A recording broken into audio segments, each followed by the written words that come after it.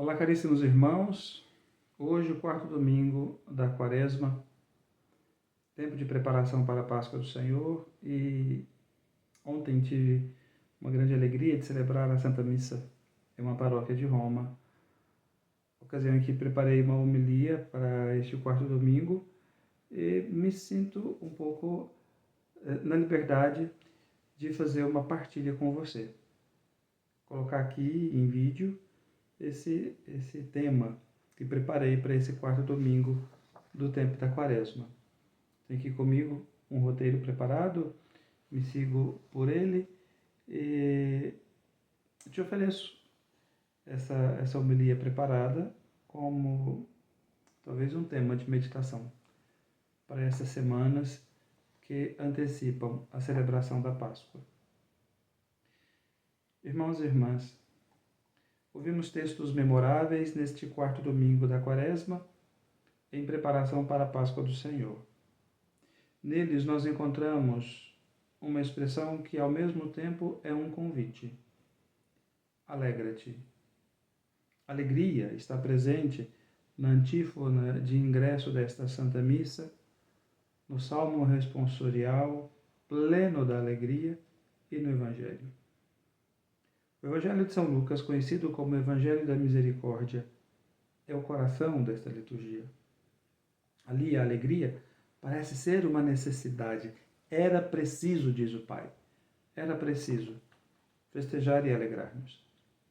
Bem sabemos, amados irmãos, que a alegria cristã em nada coincide com a alegria mundana, tão cheia de coisas passageiras e exteriores.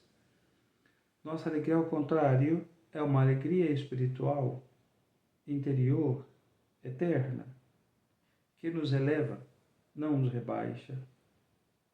Eu gostaria de fazer com você, neste quarto domingo da Quaresma, o percurso da alegria.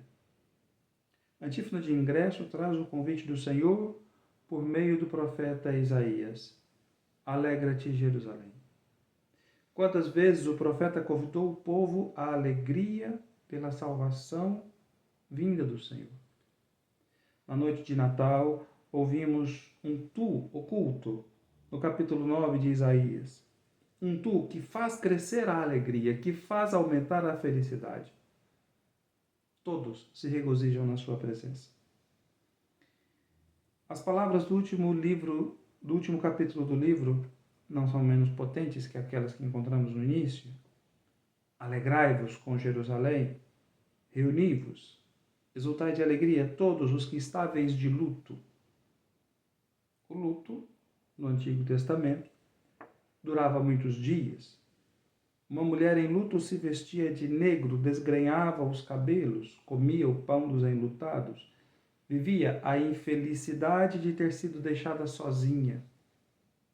Podemos afirmar que o profeta utiliza esta mesma imagem para dizer que o homem, aqui ele se referia à situação de Jerusalém, mas podemos dizer todo homem vivia em uma situação identicamente infeliz, obscura, abandonado, sozinho, como um viúvo ou uma viúva. Esta é a situação de Adão após o pecado. Me permitam agora comentar o Evangelho. A parábola do filho pródigo nos coloca diante da página do pecado original recontada por Jesus. Quando vemos Jesus contar as parábolas que ele diz para aqueles que o ouvem, é o modo de ele recontar a experiência da fé do povo de Israel. Também aqui, nesse capítulo 15 de São Lucas. Me explico. As atitudes do filho pródigo e as atitudes de Adão, quando são comparadas, são fundamentalmente as mesmas. Revolta contra o pai, desobediência, autonomia e liberdade insensatas e, por fim, o afastamento do pai e o pecado pessoal. É uma sequência. São João Paulo II, na carta encíclica Divis in Misericordia, meditando sobre a misericórdia de Deus, faz a seguinte explicação. Este filho, que recebe do pai a parte da herança que lhe toca e deixa a casa paterna para esbanjar esta herança numa terra longínqua, vivendo dissolutamente, Em certo sentido, é o homem de todos os tempos, a começar por aquele que foi o primeiro a perder a herança da graça e a justiça original. Neste ponto, a analogia é muito vasta. Indiretamente, a parábola estende-se a todas as rupturas da aliança de amor, a toda a perda da graça, a todo o pecado. Nesse sentido, podemos dizer que, por um lado, é uma parábola, sim, sobre a graça e a misericórdia de Deus, que traz à tona a verdadeira alegria. Mas também, por outro lado, é uma parábola como que no verso de um bordado, que mostra a escuridão, a solidão, a tristeza da vida do homem longe de Deus.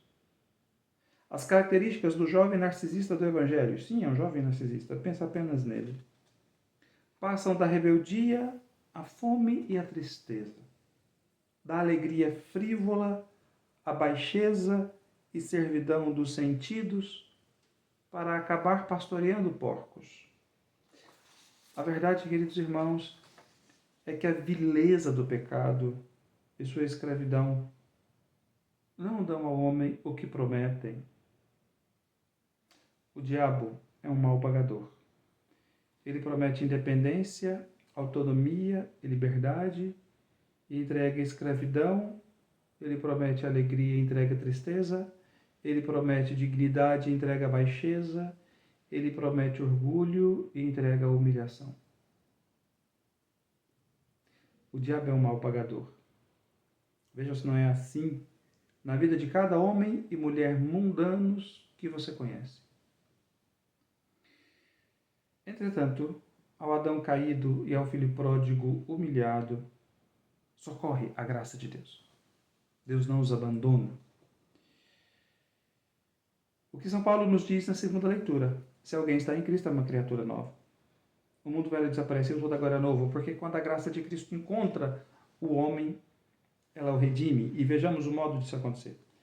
A igreja reza assim na oração eucarística quarta, e desse modo faz eco a essas palavras de São Paulo. E quando pela desobediência o homem perdeu a vossa amizade, não o abandonastes ao poder da morte. A todos, porém, socorrestes com misericórdia, para que ao procurar-vos, vos encontrassem. Hoje seria um dia propício para rezar a oração eucarística quarta. O homem caído pelo pecado é recriado em Cristo.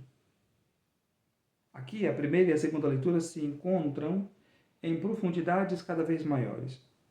Neste período da Quaresma, em que os catecúmenos se preparam para os sacramentos pascais, encontramos aqui a menção à nova criação, comparada com a primeira, as águas do batismo prefiguradas nas águas do Jordão, o santo batismo prefigurado pela circuncisão do povo eleito e a salvação de Cristo, o seu mistério pascal, prefigurado na celebração da Páscoa que os judeus fizeram quando entraram na terra, no dia 14 de Nissan.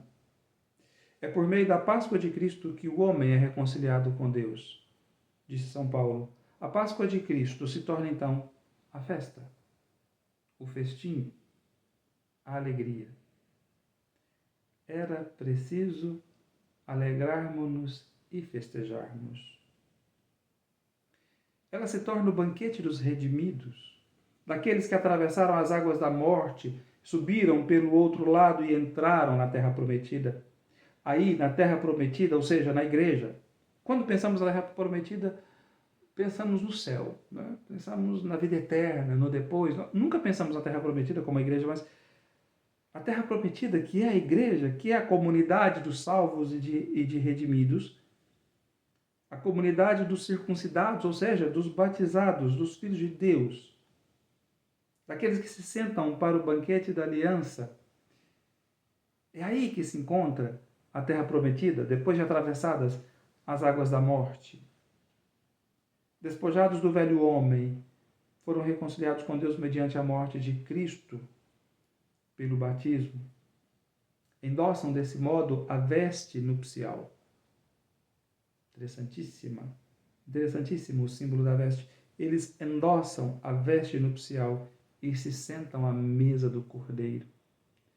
Na parábola que Jesus conta no Evangelho de São Lucas, Podemos tomar o finalzinho daquela parábola de Lucas 12 e dizer: e quando os circuncidados, quando os batizados se sentarem à mesa do Cordeiro, ele mesmo vai cingir-se, fazê-los sentar-se à mesa, e passando, os servirá.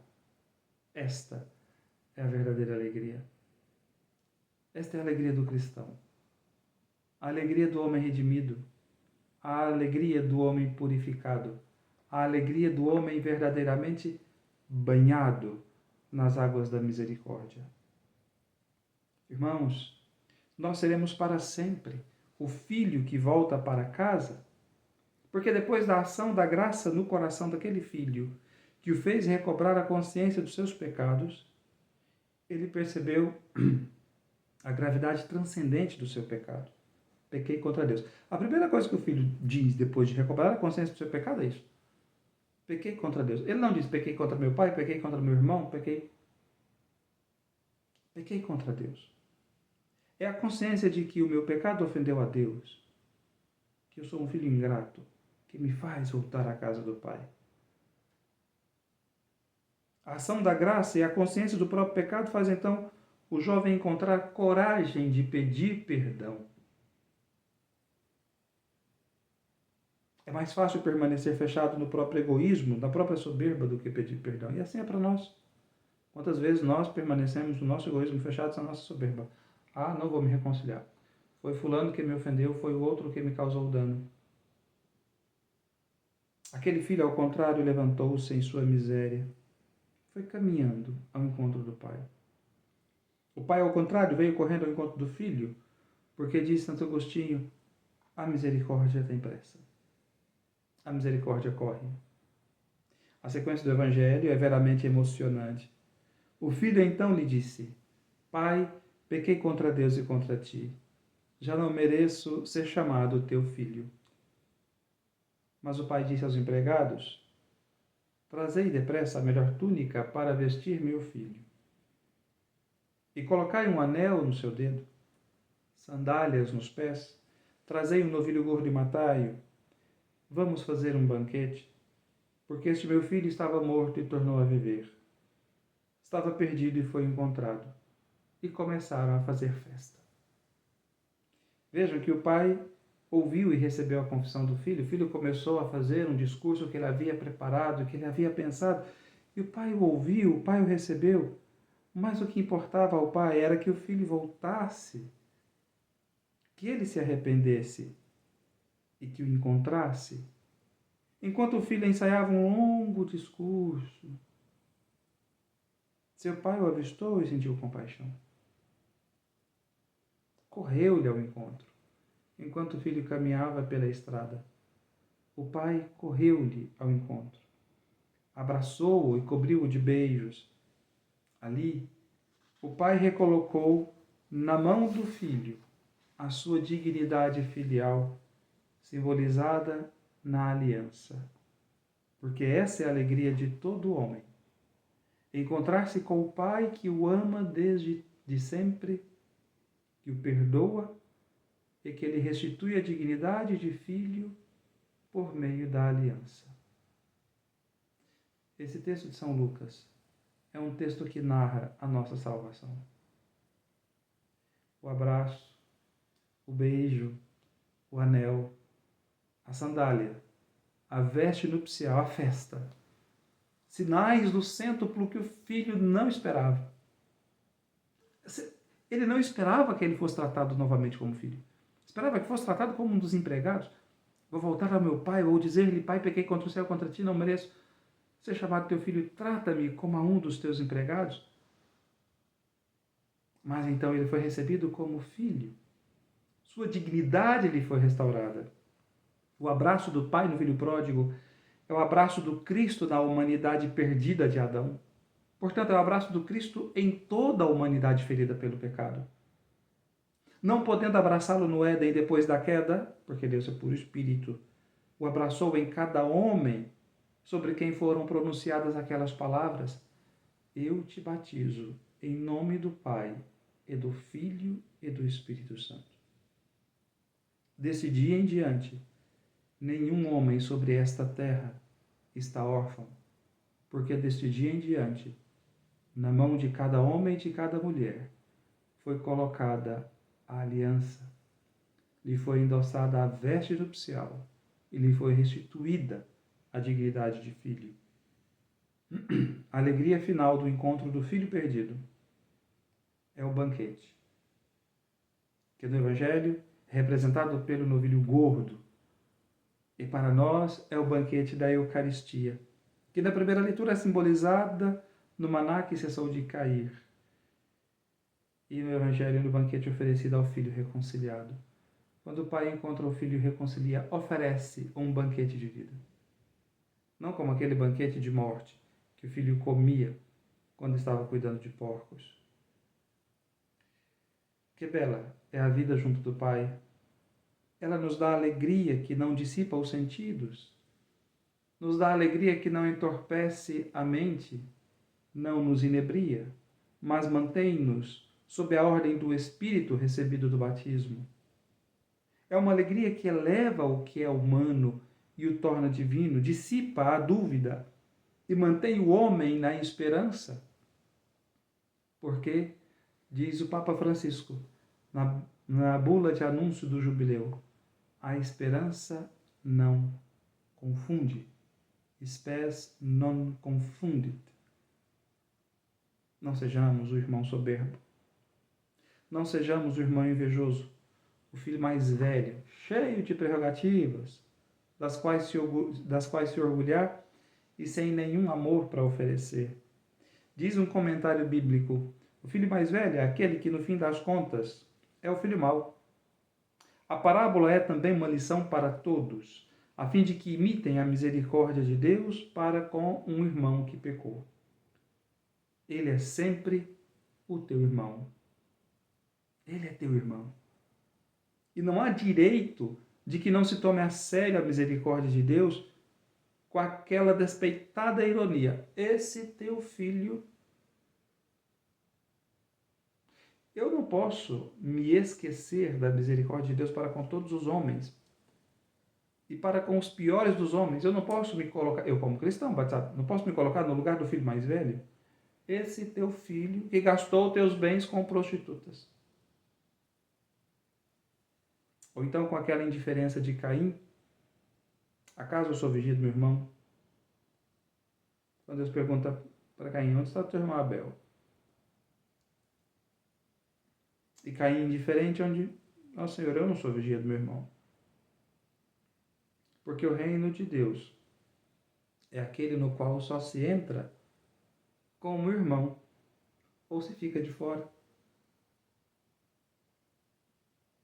Eu não posso excluir o irmão, nem o irmão que pecou muito, nem o irmão que gastou todos os bens do pai com as prostitutas. Não posso ser o filho mais velho, que olha para o outro irmão com despeito e ironia. Esse teu filho, me pondo em um degrau superior. Na Santa Missa, logo após a liturgia da palavra, se passa a segunda parte da liturgia, a liturgia eucarística, na qual somos convidados a ser do Senhor. Somos, de fato, os filhos muito amados e reconciliados com o Pai, convidados para o banquete do Cordeiro, para pregustarmos os sabores do céu. Provai e vede. Quão suave é o Senhor. Provai e vede.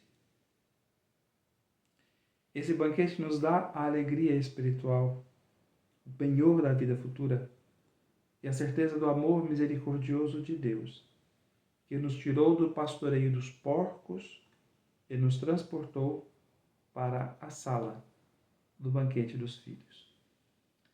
Louvado seja o nosso Senhor Jesus Cristo.